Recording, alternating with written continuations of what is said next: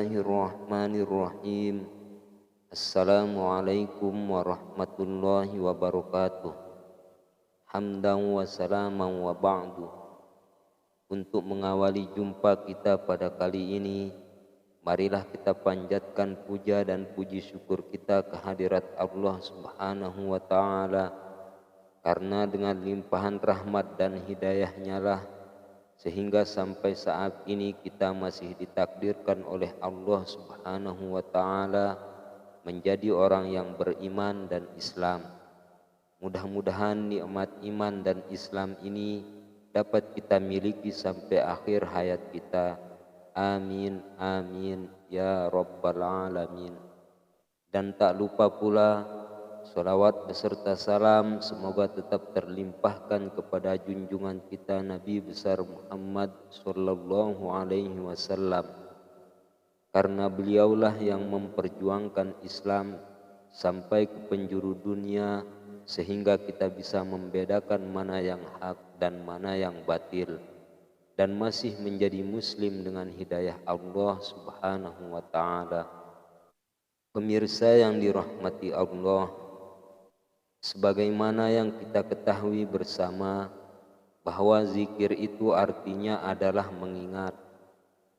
Ingat dalam hal ini maksudnya bukan lagi hanya dalam ucapan, bukan pula hanya dalam bisikan belaka, apalagi hanya dilantunkan atau dibaca secara rombongan. Selepas itu zikir tersebut ditinggal begitu saja, yang kapasitasnya dibuat cuma sebagai ritual di waktu-waktu tertentu saja, bukan untuk dijadikan sebagai kebiasaan yang hakiki di dalam kehidupan sehari-hari. Perlu untuk kita ketahui bahwa zikir atau zikrullah itu adalah ingatan yang tetap tanpa ada sebab lagi. Bahkan dengan pasti dikatakan apabila masih berzikir atau mengucapkan ingatan berzikir saja, maka itu bisa dikatakan masihlah jauh api dari panggang, belumlah dinamakan berzikir. Bahkan tidak jarang kita temui banyak yang berzikir dengan nyaring, seolah-olah Allah itu jauh, seperti ada batas atau hijab pemisah antara kepada Allah dengan diri yang sebagai makhluknya, sehingga pada akhirnya yang didapatkan hanyalah lelah dan jemu dalam berzikir. Bahkan lebih parah lagi, justru malah suka merasa berbangga diri di hadapan banyak orang karena diliputi perasaan bahwa hanya dirinya lah yang patut dinilai sebagai ahli zikir.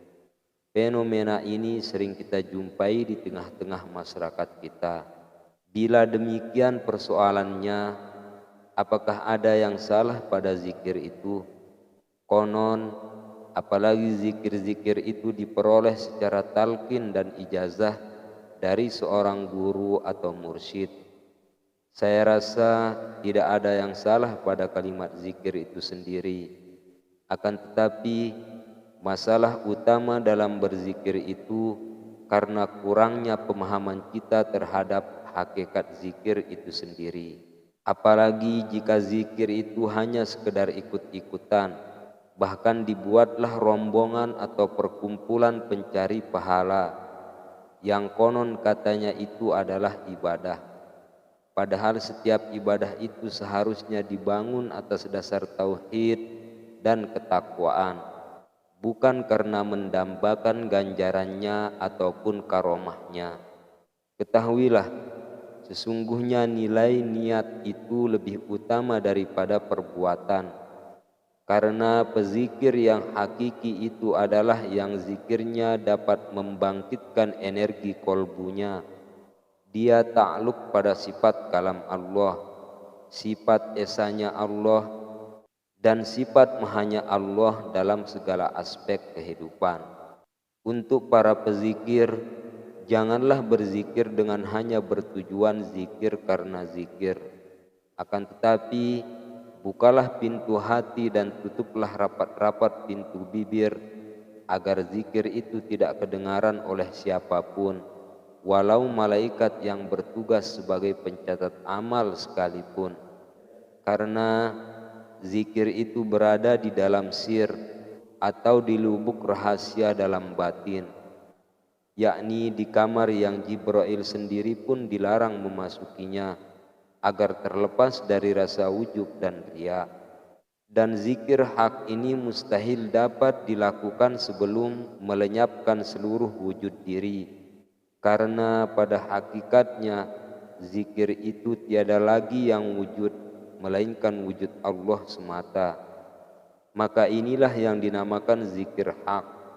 Maka dari itu berzikirlah dengan selalu mengharapkan ridho dari Allah Subhanahu wa ta'ala.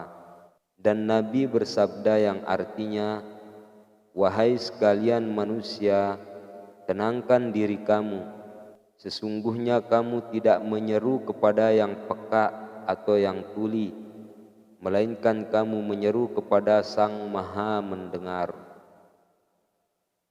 Wallahu a'lam bishawab.